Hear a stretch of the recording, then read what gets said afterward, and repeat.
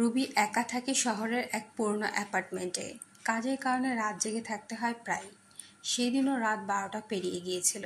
সে আয়নার সামনে দাঁড়িয়ে চুল আঁচড়াচ্ছিল। বাইরে হালকা বৃষ্টি পড়ছে, ঘরের নিস্তব্ধতা।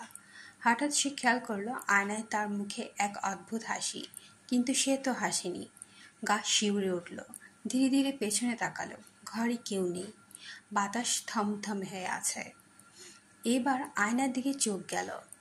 এবার প্রতিচ্ছবিটি তার চেয়ে সামান্য পিছিয়ে দাঁড়িয়ে আছে, আর চোখ দুটি লালচে হয়ে উঠেছে।